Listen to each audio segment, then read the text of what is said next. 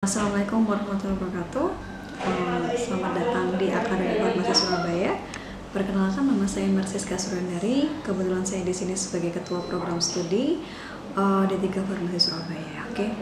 Kali ini saya akan mempresentasikan atau menyampaikan terkait dengan pedoman kurikulum di program studi D3 Farmasi serta capaian pembelajaran di D3 Farmasi ini apa saja. Jadi nanti Anda selama studi di sini mungkin kurang lebih adalah 6 semester atau 3 tahun. Itu apa saja sih yang bisa saya peroleh atau apa saja sih kira-kira nanti saya jadi apa sih kira-kira nanti lulusnya.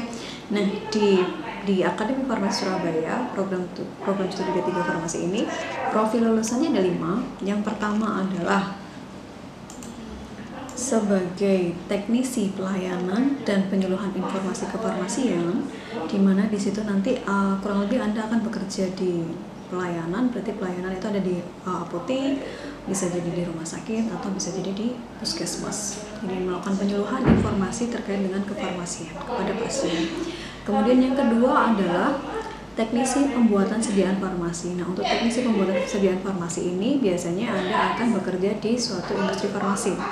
Dan di sini nanti Anda bekerjanya di produksi, jadi membuat sediaan farmasi, baik itu sediaan farmasi berupa salep, krim, terus kemudian sirup, tablet, atau sediaan farmasi yang lainnya. Nah, kemudian yang ketiga adalah pelaksanaan pengelolaan obat. Pelaksanaan pengelolaan obat biasanya ini ada di PBF atau distributor. Jadi di sini nanti Anda bisa bekerja di PBF atau di distributor. Di situ kan ada pengelolaan obat. Pengelolaan obat itu obat masuk, kemudian obat keluar, bagaimana itu nanti akan Anda pelajari di masa perkuliahan. Kemudian ada asisten peneliti. Asisten peneliti ini di sini Anda akan dididik sebagai peneliti juga. Jadi pada saat Anda berkuliah itu Anda ada proses praktikum, di mana di situ nanti akan dilatih bagaimana cara Anda untuk melakukan praktikum di laboratorium. Sehingga harapannya dari kami adalah Anda bisa juga terjun ke lapangan sebagai asisten peneliti. Bisa di LIPI atau bisa di tempat penelitian yang lain. Terus kemudian sebagai wirausahawan bidang farmasi. Jadi harapan kami, lulusan kami bisa membuka usaha sendiri, bisa membuka usaha wirausahawan dalam bidang farmasi. Entah itu bentuk sediaan dalam bentuk mungkin kosmetik atau mungkin sediaan nutraceutical yang bisa dibuat oleh mahasiswa kami sendiri. Jadi nanti lulus Anda bisa membuka usaha sendiri. Topiknya adalah bidang farmasi terutama. Itu yang profil lulusan dari D3 Farmasi Akademi Farmasi Surabaya. Jadi ada 5. Kemudian Anda nanti di program studi farmasi di prodi ya, di tempat kami di prodi itu aktivitas perkuliahan mulai dari awal Anda masuk perkuliahan sampai Anda lulus di Akademi Farmasi Surabaya atau dikatakan yudisium ya. Itu kategori kelulusan adalah pada saat Anda yudisium, itu prosesnya ada di dalam yang mengelola adalah program studi, yang mengelola mulai awal Anda mulai perkuliahan sampai akhir kuliah ada yang mengelola adalah program studi. Jadi sehingga nanti pada saat Anda masuk ke institusi dan Anda melakukan KRS, mungkin sudah dijelaskan oleh BAK bagian biro yang lainnya terkait dengan KRS itu seperti apa. Jadi Anda sebelum melakukan perkuliahan, Anda harus memprogram KRS terlebih dahulu. Memprogram KRS untuk mata kuliah yang akan ditempuh pada semester itu. Kemudian setelah itu Anda minta approve dari dosen wali dan baru bisa melakukan perkuliahan di semester itu. Nah, kemudian setelah melakukan perkuliahan, Anda akan memperoleh KHS, kartu hasil studi. Nah, di program studi D3 Farmasi ini, Anda akan menempuh kurang lebih adalah 6 semester atau 3 tahun. Dari masing-masing semester itu ada beberapa mata kuliah yang harus ditempuh. Nah, untuk mata kuliah di semester 1 akan saya jelaskan beberapa mata kuliah yang harus ditempuh selama semester 1 sampai semester 6. Untuk semester 1, mata kuliah yang ditempuh ada matematika farmasi, itu teori, kemudian biosel, farmasetika dasar teori, farmasetika dasar praktikum, kimia dasar teori dan praktikum, kemudian ada bahasa Inggris praktikum dan teori, kemudian ada Pancasila, agama, teori dan praktikum, kemudian ada botani farmasi, teori dan praktikum. Itu di semester 1. Dan kurang lebih SKS yang ditempuh adalah 24. Apa sih SKS itu? SKS adalah satuan kredit semester. Jadi itu beban SKS pada mata kuliah, masing-masing mata kuliah. Jadi semakin banyak bebannya, berarti bobot yang ditempuh semakin besar. Jam untuk perkuliahan juga akan semakin lama. Kedalaman materi juga akan semakin dalam.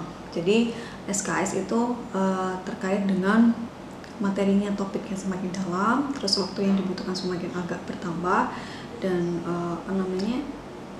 bobotnya juga akan lebih besar dibandingkan dengan yang SKS yang lebih kecil. Nah, untuk semester 1 ini teori SKS-nya adalah 14 dan praktikumnya adalah 10 SKS. Kemudian berikutnya ada semester 2. Semester 2 Anda akan menempuh, jadi semester gasal adalah semester 1, 3, 5 dan semester genap adalah semester 2, 4, 6. Untuk semester 2 Anda akan menempuh mata kuliah anatomi fisiologi teori dan praktikum, kemudian farmasi fisik teori dan praktikum, kemudian aplikom dan sumber informasi teori dan praktikum, farmakologi 1, formulasi teknologi sediaan solida teori dan praktikum, biokimia, bahasa Indonesia teori dan praktikum, kemudian IKM dan promosi kesehatan teori dan praktikum, kimia organik dan teori. Totalnya pun juga sama seperti semester 1, yaitu 24 SKS dengan SKS teori 12 dan SKS praktikum adalah 12. Terus kemudian untuk semester 3 Anda akan menempuh mata kuliah mikrobiologi teori dan praktikum, kemudian farmakologi 2, farmakognosi teori dan praktikum, kemudian ada kimia farmasi 1 teori dan praktikum, ada formulasi teknologi sediaan semi solid teori dan praktikum, kemudian ada farmasi komunitas teori dan praktikum, kemudian ada metode penelitian. Jadi metode penelitian ini adalah belajar terkait dengan bagaimana cara Anda menulis karya tulis ilmiah. Metode praktikum adalah menulis. Jadi sebelum Anda menempuh semester 5 nanti ada program proposal karya tulis ilmiah, Anda harus belajar bagaimana cara menulisnya, itu di metodologi penelitian. Itu ada teori dan praktikum. Kemudian ada statistik, teori dan praktikum. SKS dalam semester 3 ini ada 21 SKS dengan teori adalah 9 dan praktikumnya adalah 12. Kemudian ada di semester 4 Anda akan menempuh interaksi obat, kimia farmasi 2, teori dan praktikum, kemudian formulasi teknologi sediaan steril, teori dan praktikum, manajemen pengelolaan farmasi dan akuntansi, teori dan praktikum, fitokimia, teori dan praktikum, kemudian ada farmasi rumah sakit, teori dan praktikum, formulasi teknologi sediaan likuida, teori dan praktikum, kemudian ada kewirausahaan. Itu yang ditempuh di semester 4. Nah, kurang lebih SKS-nya ada 21 SKS dan total SKS teorinya ada 8, total praktikum SKS-nya adalah 13. Nah, kemudian di semester 5 ini ada mata kuliah yang harus ditempuh adalah proposal KTI, kemudian ada pemasaran farmasi, teori dan praktikum, kemudian ada undang-undang kesehatan dan etika, farmasi industri, teori dan praktikum, kemudian ada spesialty dan alkes, teori dan praktikum. Nah, untuk di semester 5 ini SKS-nya adalah 14 SKS dengan 4 teorinya dan 10 praktikumnya. Dan di sini SKS terbesar adalah di SKS proposal karya tulis ilmiah. Nah, ini adalah persyaratan Anda ketika lulus. Jadi sebelum Anda lulus, Anda harus memproses perkuliahan praktikum karya tulis ilmiah. Jadi ini juga wajib syaratnya selain menempuh mata kuliah yang lainnya. Terus kemudian distribusi mata kuliah ada PKL untuk semester 6 itu ada PKL, kemudian ada kuliah pengabdian masyarakat serta KTI. Jadi di semester 6 ini Anda fokus untuk melakukan PKL ke kuliah pengabdian masyarakat dan karya tulis ilmiah. Tidak ada teorinya sama sekali, semuanya adalah praktek. Tidak ada kuliah di dalam kelas, semuanya prosesnya adalah di luar kelas bersama dengan pembimbing-pembimbingnya. Proposal KTI ini nanti akan Anda dibimbing oleh salah satu pembimbing 1 dan 2. Nantinya Anda akan menentukan judul, tematik untuk menulis karya tulis ilmiah seperti apa yang Anda inginkan. Kemudian nanti akan diujiankan, jadi ujian terkait dengan topik penelitian yang Anda inginkan, dan Anda harus bisa berargumen terkait dengan penelitian Anda. Kalau sudah selesai proposalnya, nanti Anda akan menempuh KTI-nya, kuliah karya tulis ilmiah. karya tulis ilmiah ini Anda melakukan bisa eksperimental atau bisa observasi. Bisa observasi di lapangan atau eksperimental di laboratorium. Ini tergantung dengan minat Anda. Minat Anda di mana. Nanti ada untuk KTI ini terbagi menjadi beberapa bidang ilmu. Nanti akan saya sampaikan selepas ulasan tentang SKS ini atau selepas ulasan mata kuliah. Di situ nanti selepas KTI Anda harus melakukan penelitian baik itu di laboratorium atau di observasi di lapangan. Setelah itu nanti Anda harus bisa mempertahankan hasil penelitian Anda di depan penguji. Nah, setelah Anda memperoleh hasilnya dan setelah Anda melakukan ujian, Anda akan mendapatkan nilai dari hasil ujian tersebut. Kemudian Anda kuliah pengabdian masyarakat. Kalau kuliah pengabdian masyarakat adalah Anda penyuluhan ke masyarakat, langsung terjun ke lapangan, memberikan penyuluhan ataupun memberikan sosialisasi terkait dengan bisa jadi penelitian Anda atau bisa jadi dengan ilmu-ilmu baru yang masyarakat mungkin tidak tahu terkait dengan farmasi. Mungkin bisa jadi contohnya bagaimana sih dagu sibu adalah dapat simpan, buang, dan seterusnya. Jadi Anda bisa menjelaskan pada masyarakat terkait ilmu baru yang Anda peroleh selama Anda kuliah di farmasi. Kemudian ada praktek kerja lapangan. Praktek kerja lapangan adalah proses di mana Anda belajar langsung atau bekerja langsung di lapangan. Nah, itu nanti Anda akan terjun langsung ke lapangan. PKL yang ada di Akademi Farmasi Surabaya itu ada di beberapa tempat. Salah satunya adalah rumah sakit, puskesmas, terus kemudian ada di apotik, terus kemudian ada di industri farmasi, ada di BPOM maupun di Dinkes. Jadi Anda akan terjun langsung ke tempat lahan bekerja, bertemu dengan pasien, berinteraksi dengan pasien, dan melakukan aktivitas kefarmasian di lapangan Anda bekerja. Harapan kami apa? Supaya Anda ketika nanti terjun ke lapangan, Anda sudah bisa langsung praktek. Sudah pernah melakukan praktek kefarmasian sebelumnya pada saat masa perkuliahan. Jadi di situ harapan kami supaya Anda tidak canggung atau tidak awam dengan apa yang ada di lapangan. Nah, tadi sudah saya sebutkan bahwasanya untuk KTI di Akademi Farmasi Surabaya itu dibagi menjadi beberapa bidang ilmu. Akademi Farmasi Surabaya itu memiliki, terutama di program studi D3 Farmasi, itu memiliki 7 bidang ilmu. Yang pertama adalah bidang ilmu klinis komunitas yang diketuai oleh Bu Ezia. Kemudian yang kedua adalah farmasi komunitas yang diketuai oleh Bu Ilil. Kemudian yang ketiga ada teknologi farmasi yang diketuai oleh Bu Hilya. Yang keempat ada mikrobiologi yang diketuai oleh Bu Kinan. Kemudian yang kelima ada bahan alam yang diketuai oleh Pak Galuh. Yang keenam ada kimia farmasi yang diketuai oleh Pak Hani. Dan yang ketujuh adalah MKDU yang diketuai oleh Bu Nuria Reni. Jadi untuk KTI biasanya 6 bidang ilmu yang digunakan kecuali MKDU. Karena MKDU kan biasanya jarangnya kita farmasi lingkupannya, jadi biasanya 6 bidang ilmu itu yang digunakan sebagai acuan karya tulis ilmiah di masing-masing bidang. Itu. Kemudian itu bidang ilmu yang ada di Akademi Farmasi Surabaya. Tadi juga sudah saya sampaikan apa yang harus Anda lakukan ketika akan lulus semester 6. Anda harus menempuh karya tulis ilmiah, kuliah pengabdian masyarakat, serta PKL. Nah, selama masa studi Anda itu kan tadi ada namanya KHS ya, KHS, kartu hasil studi. Nah, kartu hasil studi ini ada nilai-nilainya. Ini istilahnya raport dari Anda selama melakukan perkuliahan.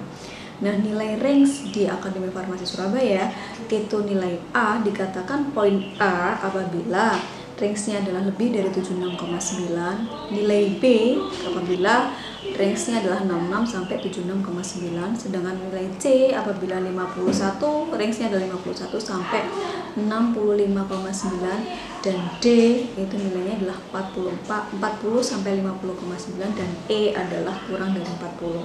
Nah, mahasiswa Akademi Farmasi Surabaya harapannya tidak memiliki nilai D dan E. Jadi dia bisa dikatakan lulus apabila dia sudah menempuh seluruh mata kuliah atau seluruh beban SKS, kurang lebih adalah 117 SKS, tanpa ada nilai D dan E, termasuk PKL, termasuk KTI, termasuk kuliah pengabdian masyarakat. Jadi tidak ada nilai D dan E. Dia baru bisa dikatakan lulus di Akademi Farmasi Surabaya. Kemudian nah, persyaratan di Akademi Farmasi Surabaya untuk perkuliahan, kan perkuliahan ditembus selama 1 semester itu adalah selama kurang lebih 6 bulan, dimana dibagi menjadi 2, yaitu 3 bulan dia menjelang UTS, kemudian 3 bulan lagi adalah setelah UTS atau UAS. Nah, mahasiswa di Akademi Farmasi Surabaya diperbolehkan mengikuti UTS apabila perkuliahannya adalah lebih dari 70%. Jadi kalau misalkan mahasiswa tersebut kurang dari 70%, maka tidak diizinkan untuk mengikuti UTS maupun UAS. Nah, kemudian dari hasil perkuliahan, kemudian ada hasil UTS, ada nilai hasil UAS, kemudian diolah menjadi satu oleh dosennya, dan menjadi nilai akhir atau KHS itu yang akan tercantum di KHS, kartu hasil studi. Jadi seperti itu. Jadi di program studi itu akan melakukan pengawasan mulai dari Anda perkuliahan sampai Anda lulus atau yudisium. Jadi nanti setelah Anda melakukan perkuliahan mulai semester 1 sampai semester 6, kemudian Anda sudah tidak ada nilai D dan E, maka Anda bisa melakukan pendaftaran yudisium. Pendaftaran yudisium, bagaimana pendaftaran yudisium? Itu nanti Anda harus bebas laboratorium, harus bebas perpustakaan, kemudian harus bebas dari nilai D dan E, harus bebas dari harus sudah melakukan PKL, harus sudah menempuh KTI, harus sudah menempuh kemudian KPM, dan harus sudah melakukan penguploadan artikel, dan juga harus sudah melunasi biaya yang sudah ditempuh oleh selama perkuliahan di sini. Betul. Jadi itu yang bisa saya sampaikan. Jadi mohon untuk diingat lagi bahwasanya Anda nanti melakukan perkuliahan di Akademi Farmasi Surabaya, Anda harus memprogram terlebih dahulu atau melakukan pemrograman KRS supaya Anda bisa melakukan perkuliahan. Kemudian setelah itu report KRS-nya akan masuk ke prodi untuk bisa dibuatkan absensi. Apabila Anda tidak melakukan KRS, maka Anda dianggap tidak bisa menempuh semester berikutnya. Jadi diingat-ingat bahwasanya setiap awal semester Anda harus memprogram KRS terlebih dahulu supaya Anda bisa melakukan aktivitas perkuliahan untuk semester saat itu. Seperti itu. Jadi diingat-ingat kembali, setiap semester saya harus melakukan KRS. Setiap semester saya harus melakukan KRS. Itu harus diingat-ingat kembali. Ya. Itu mungkin yang bisa saya sampaikan. Terima kasih banyak. Selamat datang di Akademi Farmasi Surabaya.